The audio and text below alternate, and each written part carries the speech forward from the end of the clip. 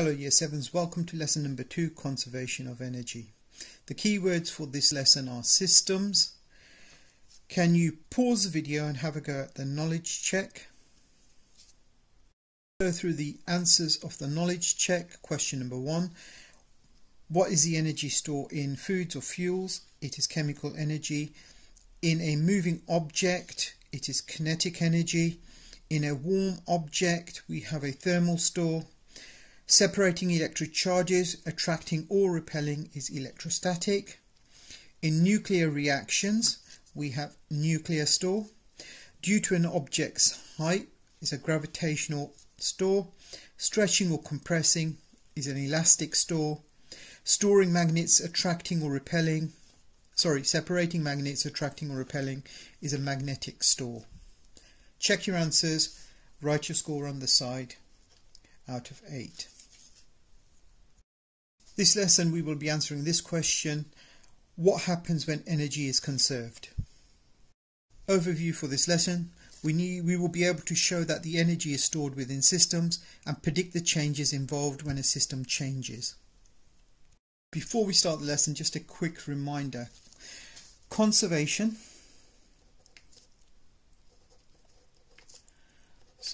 means that it remains constant. So the energy in a system remains constant. All the energy was formed at the Big Bang. That energy hasn't increased or decreased, it's remained constant. The energy is found in energy stores. And we talk about energy stores because energy stores are concentrated.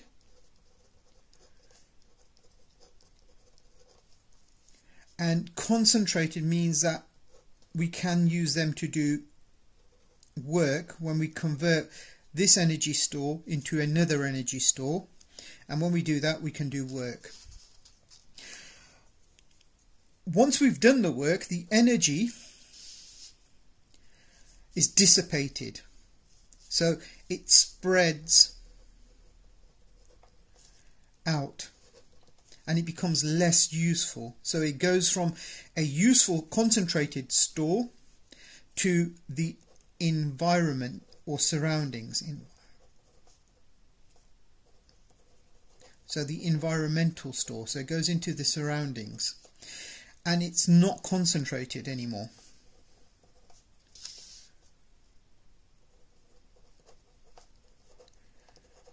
And here it's not useful.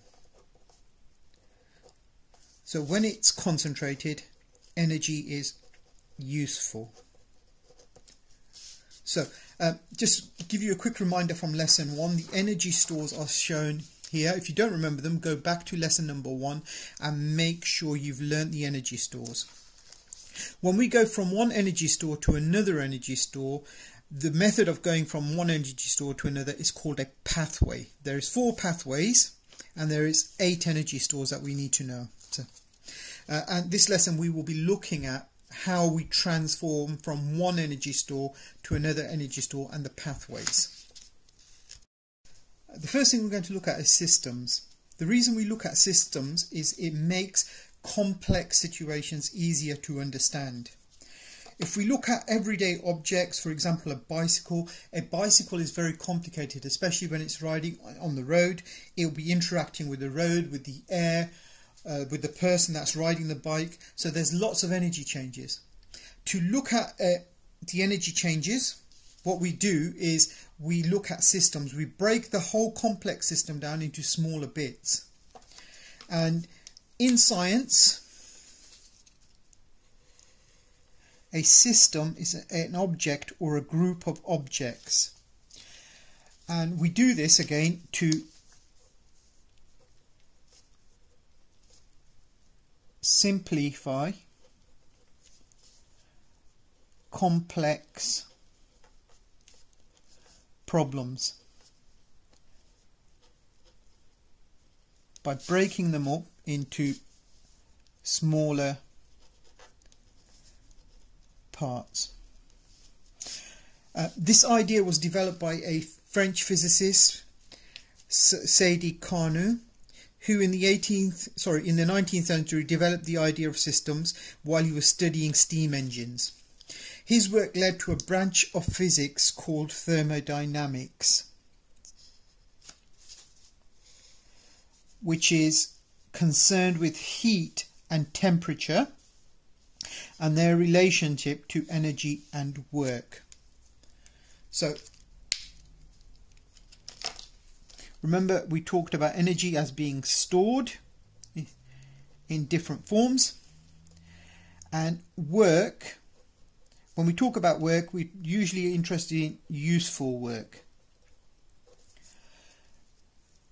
And we can convert from one store to another, and as we do this, so as we move from store energy from one form to another, we can do useful work in between.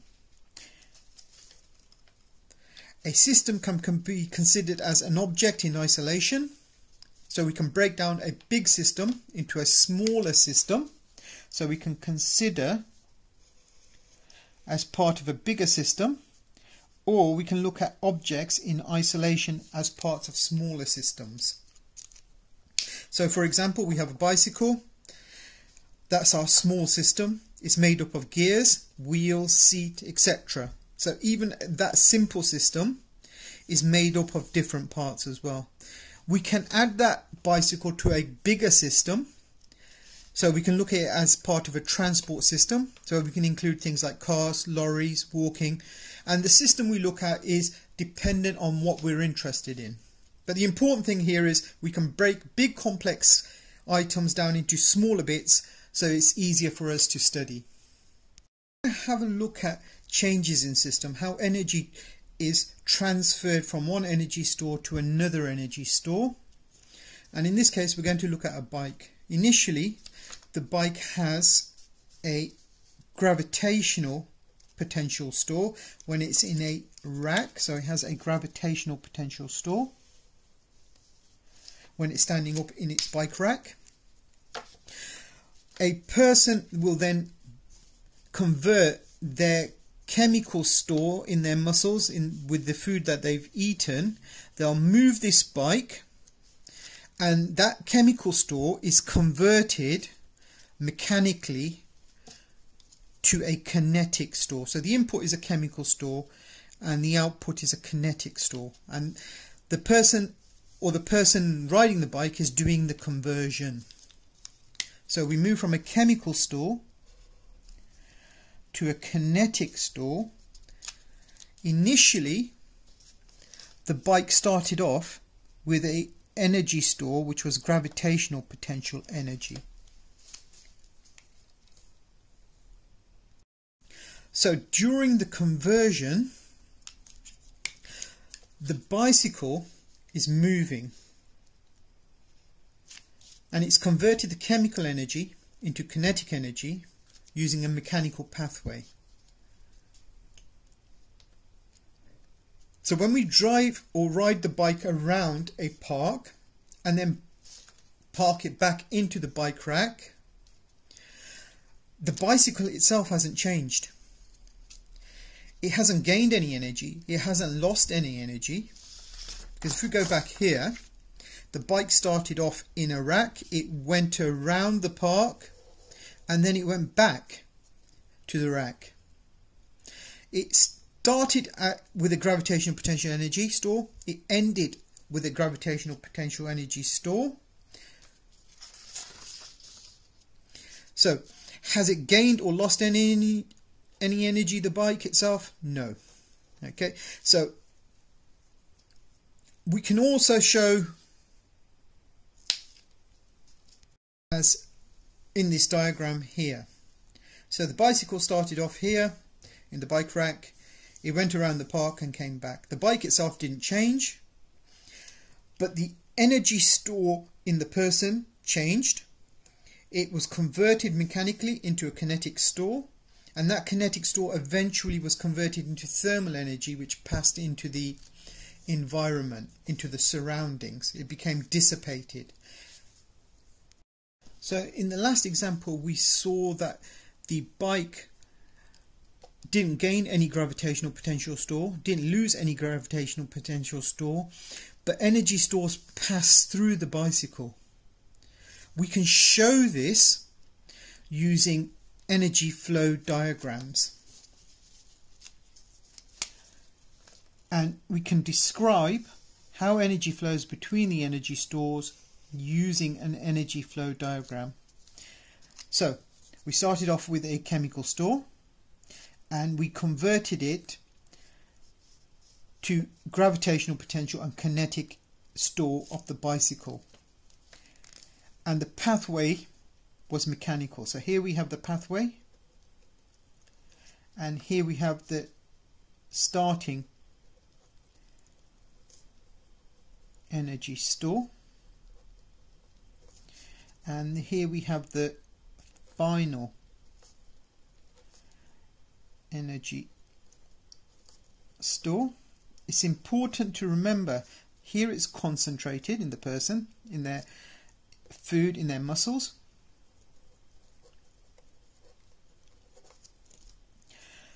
Here it's less concentrated, it's dissipated.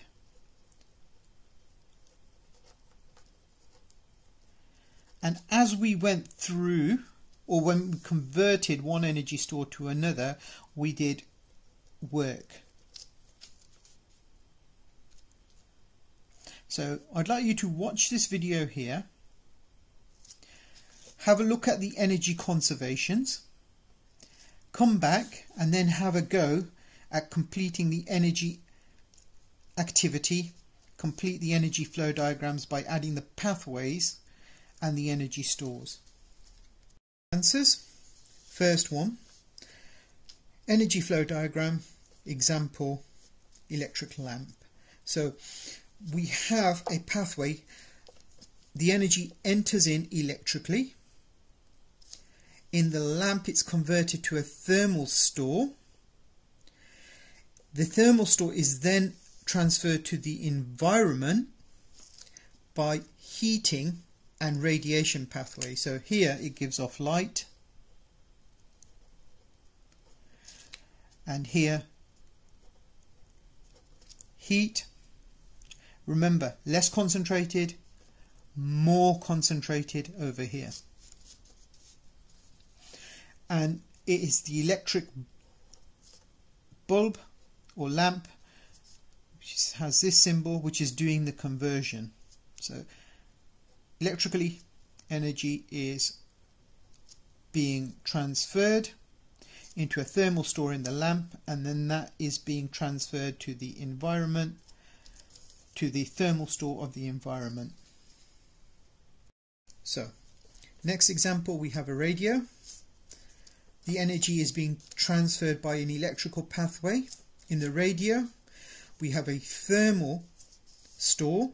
If you feel a radio, it's warm, so the energy is being stored in the components thermally.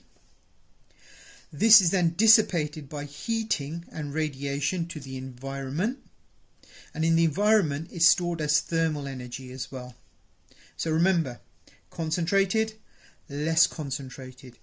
Useful, we're doing work in the radio, useful work. And then we can also see the pathways that it transfers from one store to another. So an object thrown upwards, so initially the object is still. As soon as we throw the object, it starts to gain a kinetic store, and the method of transferring the energy to the ball is mechanical. And as the ball goes up, it gains gravitational potential energy and kinetic energy as well. So when we have the ball at the bottom and it starts moving, that's kinetic. As it gains height, it gains gravitational potential energy and kinetic energy. So for boiling water in a kettle, we transfer energy electrically, that's the pathway, into the water in the kettle, and in the water it's stored as thermal energy, and eventually this thermal energy will be dissipated to the environment. For the next part, have a go at these activities. Draw the energy diagrams for the following system changes. So for A, from the gravitational store of a roller coaster at the top of a track to the kinetic store when it is moving fast at the bottom of the track. So it starts off at the top, it has a gravitational store. It ends up at the bottom, and as it goes from the gravitational potential energy, it transfers that gravitational potential energy store mechanically to a kinetic energy at the bottom. So just as a roller coaster hits the bottom, it has a kinetic energy store. B, when the chemical store of a battery to the thermal store of an electric heater. So here we have the chemical store inside a battery. It's transferred by an electrical pathway to the thermal energy of the heater. So the energy is being stored in the wire thermally. C, from the chemical store of a battery to the thermal store of an electric heater. That's the same as the last one, so that's a mistake. From the chemical store of a power station to the thermal store in boiling water in a kettle. So we have a chemical store at the power station. So it could be coal or gas, oil, for example. It's transferred along the national grid electrically, so that's a pathway, to the thermal store inside the water, inside the kettle. So next, the changes in energy store from a stretched bow and arrow to when it's released. So we start off with the elastic store in the stretched bow. When we release it, it's mechanically released, so the pathway is mechanical, and then the arrow starts to move, and that's a kinetic store of energy when the bow is released. Now have a go at the last knowledge check. Answer questions 1 to 10, come back and then check your answers. Our answers: what is the energy stored in an elastic band? It's elastic. What is a pathway used when the elastic band is released to fire a pellet? It's mechanical. By what pathway does a thermal store in the sun get to the earth? It reaches us through light, so therefore that's radiation. What store is in a bath full of hot water? That's a thermal store. And also for the cold water, as well, that's a thermal store as well. So even cold water will have a thermal store of energy. Can we destroy energy? No. That was what we learned from the conservation of energy. Can we create energy? No. What are the changes in energy stores when a car brakes to slow down? So it starts off with kinetic, and in its brakes it converts that energy to a thermal store. And you can also have some radiation through sound as well. Describe all the energy changes when a ball is thrown against a wall. So we start off with a kinetic store. As a ball is moving, it hits the wall, it converts that to an elastic store when the ball hits the wall, and the pathway is mechanical.